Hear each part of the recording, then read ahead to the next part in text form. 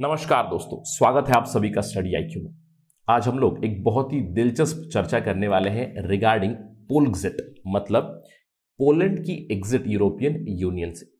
आज हम लोग ये चर्चा कर रहे हैं क्योंकि पोलैंड में कुछ रीसेंट डेवलपमेंट हुई है जहां पे पोलैंड के जो लॉस है उनका और यूरोपियन यूनियन की जो लॉस है उसके बीच कुछ कॉन्फ्लिक्ट हुआ है। आप यहां पे देख सकते हो खबर, fury in Brussels. Brussels is in Belgium, Brussels में हेडक्वार्टर्स है यूरोपियन यूनियन का। Fury in Brussels because Warsaw court, Warsaw क्या है, कैपिटल सिटी पोलैंड की है, वॉर्सो की कोर्ट ने रूल किया है कि पोलैंड की constitution it overrides over European Union law. तो इस पर्टिकुलर चर्चा में हम लोग समझेंगे कि एग्जैक्टली क्या हुआ है, लेकिन उससे पहले मैं आपको थोड़ा सा एक ओवरव्यू देना चाहूंगा यूरोपियन यूनियन के बारे में। ऑल्दो अगर आपको डिटेल में जानना है तो आप एनी टाइम सर्च कर सकते हो स्टडी आईक्यू पे European union, you will get the entire story here. But EU की क्या स्टोरी है, देखिए ईयू यूरोपियन यूनियन यूरोप का एक बहुत ही सक्सेसफुल रीजनल इंटीग्रेशन मॉडल है। इनफैक्ट मैं कहूंगा ये एक सुप्रा नेशनल ऑर्गेनाइजेशन है। सुप्रा नेशनल मतलब यहाँ पे जो भी देश यूरोपियन यूनियन में आ चुके हैं कहीं ना कहीं उनकी सोवरेनिटी डाइल्यूट हो चुकी है। क्यों? क्योंकि ईयू एक ऐसा मॉडल है जहां पे देश तो है ही, देशों की सरकारें हैं, वहां की खुद की पॉलिटिक्स है, लेकिन यूरोपियन यूनियन की अलग पॉलिटिक्स चलती है। यानी कि वहां पे उनका खुद का पार्लियामेंट है, यूरोपियन पार्लियामेंट है, यूरोपियन कमीशन है, यूरोपियन कोर्ट ऑफ जस्टिस है और यूरोपियन लॉस है, मतलब ईयू लॉस। और ईयू का जो चार्टर या फिर उनकी जो प्रिंसिपल्स है उसमें ये कहा गया है कि European loss will prevail sometimes even over the national loss. तो अब आपको एक छोटा सा आइडिया पता चल गया कि यूरोपियन यूनियन एक सुपरा नेशनल ऑर्गेनाइजेशन है जहां पे उनके खुद की इंस्टीट्यूशंस है, वो इंस्टीट्यूशंस देशों की सोवरेनिटी को डाइल्यूट जरूर करते हैं। और इसी के चलते एक विवाद चल रहा है पोलैंड के बीच और यूरोपियन यूनियन के बीच। इस चीज को समझते हैं डिटेल में और कुछ सवालों के जवाब देने की कोशिश करते हैं।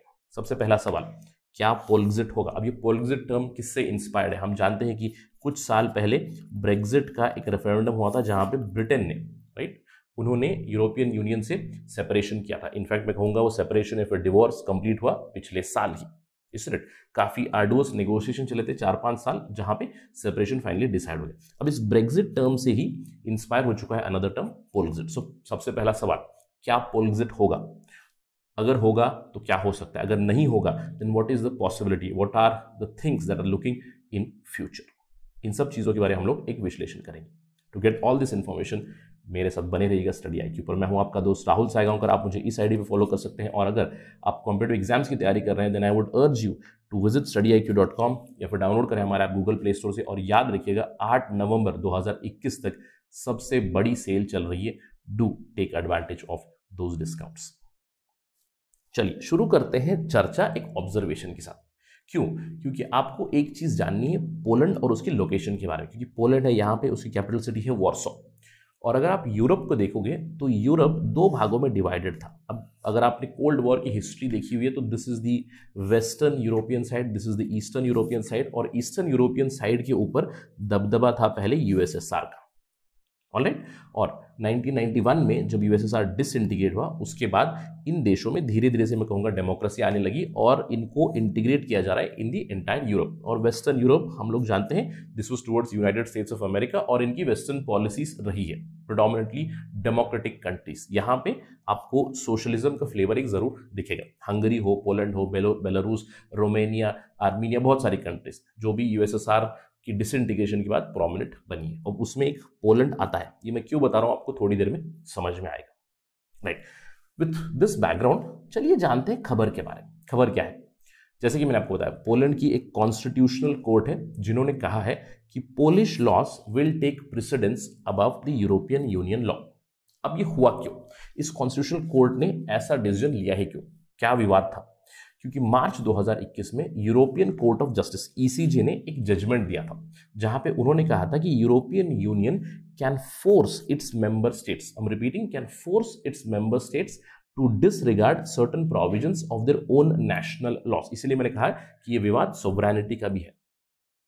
यूरोपियन कोर्ट ऑफ जस्टिस ने सिंपली कहा कि आप जो भी नेशनल लॉ बनाते हो उस लॉ को डिसरिगार्ड करवा सकते हैं हम लोग फोर्सफुली।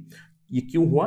क्योंकि यूरोपियन कोर्ट ऑफ जस्टिस ने सवाल उठाए थे पोलैंड की कुछ कॉन्स्टिट्यूशनल रिफॉर्म्स के ऊपर, जहां पे उन्होंने कुछ बदलाव लाया था। उनकी सुप्रीम कोर्ट में जो मेंबर्स है, जो जजेस होते हैं, उनकी अपॉइंटमेंट में कुछ बदलाव लाया था, जहां पे पॉलिटिकल फ्लेवर आ गया था, यानी कि पॉलिटिकल अपॉइंटमेंट्स होने का पॉसिबिलिटी था। तो इसीलिए यूरोपियन यूनियन ने कहा, यूरोपियन कोर्ट ऑफ जस्टिस ने कहा कि रूल ऑफ लॉ होना चाहिए, डेमोक्रेसी होनी चाहिए, और कॉन्स्टिट्यूशनल रिफॉर्म्स जो आए हैं जहां पे पॉलिटिकल अपॉइंटमेंट हो सकते हैं, उसको रद्द करना चाहिए। तो तब से ही विवाद छिड़ चुका है। अब इसके बाद क्या हुआ?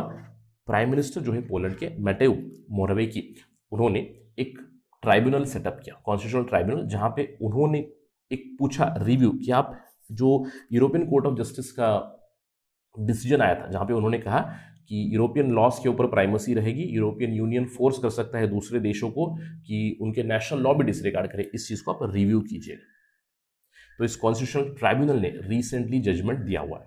लेकिन आपको याद रखना है, क्योंकि ये ईस्टर्न यूरोपियन का भाग था पोलैंड पहले से ही, पोलैंड रिपीटेड फायर में आता है। यूरोपियन यूनियन और पोलैंड के बीच काफ़ी विवाद चलते रहते पहले से, क्योंकि with respect to LGBTQ right, थोड़ा सा कंजर्वेटिव पॉलिसी से पोलैंड में वुमेन राइट, मीडिया फ्रीडम के चलते हुए, नॉट जस्ट पोलैंड में बात कर सकते हो, पोलैंड, हंगेरी, रोमेनिया, बहुत सारी ईस्टर्न यूरोपियन कंट्रीज और यूरोपियन यूनियन का विवाद जरूर चलता है।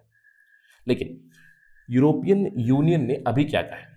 जिस कॉन्स्टिट्यूशनल ट्राइब्यूनल ने कहा कि पोलैंड लॉस यहाँ पे है, यूरोपियन यूनियन लॉस यहाँ पे, यानी कि प्राइमेसी होगी पोलैंड लॉस की, उसको इललेजिटिमेट माना है।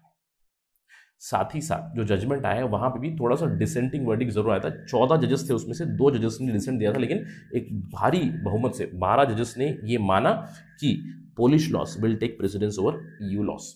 अब इस जजमेंट में क्या कहा गया? इस जजमेंट में ये बताया गया कि जो यूरोपियन यूनियन के लॉस है, कुछ आर्टिकल्स हैं, they are incompatible with the Poland laws, Poland की जो लॉस है उसके साथ। कौन सी? आर्टिकल 1, 2, आर्टिकल 4 क्लॉज 3 और आर्टिकल 19, जो यूरोपियन यूनियन के आर्टिकल्स हैं। उसमें आर्टिकल 1 क्या करता है? यूरोपियन यूनियन का फाउंडेशन ही सेटअप करता है, इसी के ऊपर पोलैंड ने सवाल उठा दिया।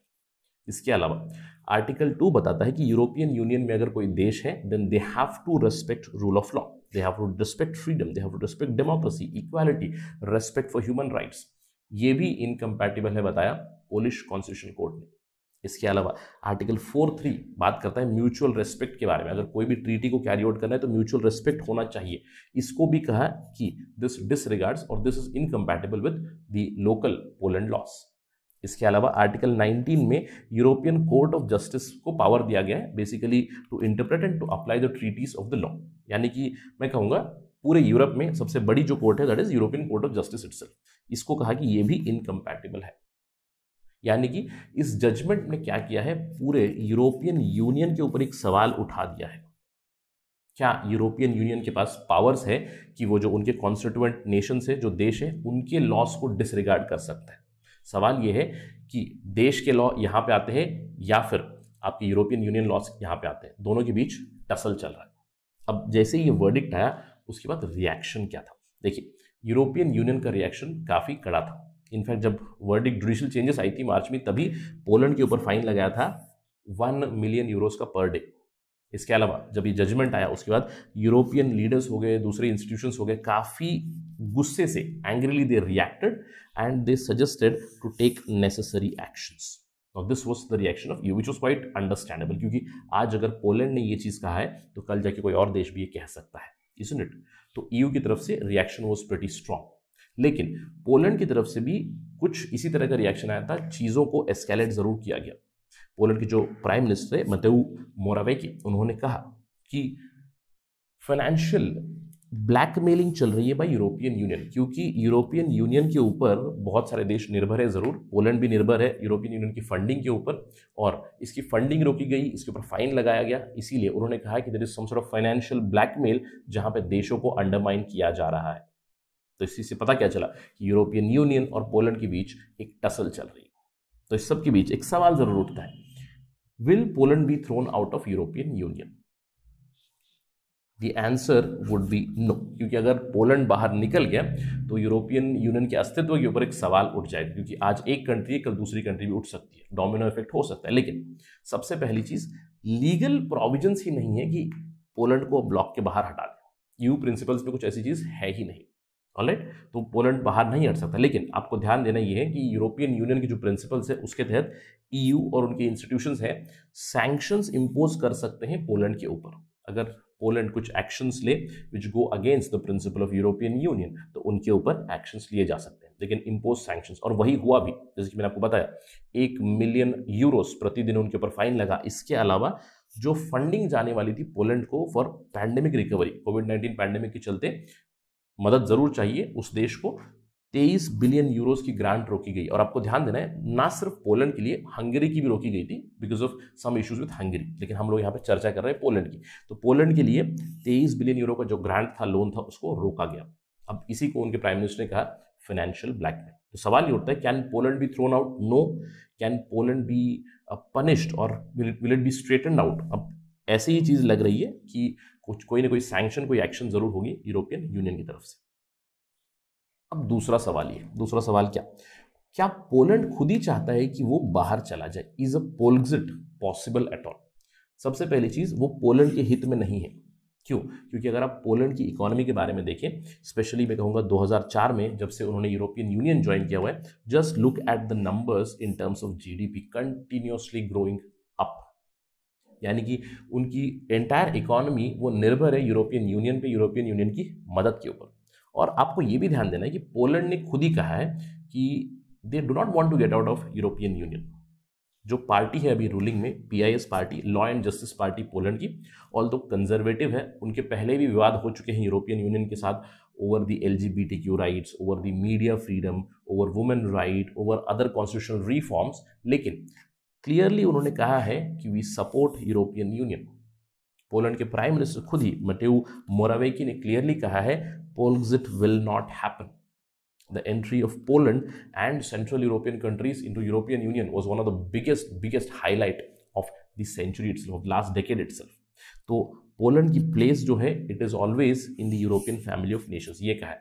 तो पोलैंड में खुद ही पोलग्जिट नहीं होने वाला है, लेकिन कहीं ना कहीं एक टसल जरूर चल रहा है पोलिश लॉस के बीच और यूरोपियन यूनियन लॉस के बीच। तो आगे क्या होगा ये तो आने वाला समय ही बताएगा, लेकिन अभी फिलहाल तो हम लोग कह सकते हैं Poland is not exiting from European union.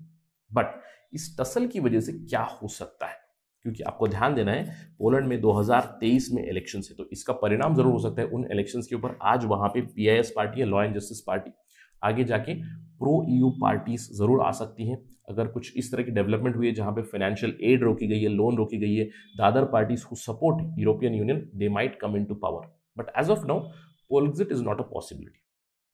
और हम लोग पोलैंड की बात कर रहे हैं, लेकिन इस पोलैंड के इंसिडेंट की वजह से कुछ और परिणाम जरूर हो सकता है यूरोपियन यूनियन के ऊपर। क्या हो सकता है? देखिए, ईयू ने ऑलरेडी थ्रेटन किया था एक्शन अगेंस्ट हंगरी। हंगरी के जो प्रेसिडेंट है विक्टर ओरबान, कंजर्वेटिव पॉलिसीज ला चुके हैं, कंट्रोवर्शियल एलजीबीटीक्यू लॉ लाया था जहां पे राइट्स कर्व किए थे ऑफ एलजीबीटीक्यू कम्युनिटी। उसके ऊपर ऑलरेडी उनको एक थ्रेटनिंग एक स्टेटमेंट जरूर आया था यूरोपियन यूनियन से। तो it might have a possible impact on Hungary. इससे भी बड़ा इम्पैक्ट हो सकता है फ्रांस में, जहां पे 2022 में इलेक्शंस। अब क्यों? क्योंकि पोलैंड में जो विवाद चल रहा है, पोलैंड की जो कॉन्स्टिट्यूशनल रिफॉर्म्स आई थी, जहां पे कोर्ट ने कहा पोलैंड के लॉस आपकी जो यूरोपियन यूनियन के लॉस है उससे भी ऊपर रहेंगे। ना अगर आज पोलैंड ने ये किया है, कल फ्रांस भी यही कर सकता है। क्यों? क्योंकि फ्रांस में बहुत सारे कैंडिडेट्स हैं। अभी फ्रांस की प्रेसिडेंट है Emmanuel Macron. Emmanuel Macron is a champion of European Union, Eurocentric policies follow करते हैं, लेकिन बहुत से लोग हैं जो एंटी यूरोपियन यूनियन पॉलिसीज को सपोर्ट करते हैं। उसमें बहुत सारे कैंडिडेट्स हैं, जैसे कि one candidate is Eric Zemmour. Eric Zemmour ने हाल ही में आर्टिकल भी लिखा था in support of Polish reforms. इसके अलावा और भी कैंडिडेट्स है, अर्नोल्ड मॉन्टेबॉग जो ऑलरेडी फ्रेंच सोशलिस्ट गवर्नमेंट के एक मिनिस्टर रह चुके हैं, प्रेसिडेंशियल कैंडिडेट भी है। उन्होंने he has thrown his hat in the ring for presidential elections in 2022। He has also welcomed the Polish decision, जहां पे पोलैंड के laws will take preference over EU laws. In fact उन्होंने ये भी कहा है कि France should also initiate affirmation of superiority of French national laws over the European Union laws. तो although Poland exiting from European Union might not happen, but this decision or this tussle between European Union and Poland, it is going to have repercussions on many other countries, including Hungary, France, and many other Eastern European countries. Let us wait and watch इसकी development क्या होगी. अगर इसके ऊपर कोई development आएगी तो will cover it up as soon as possible on Study IQ. That is it right now in this lecture. Thank you for watching this. Jai Hind.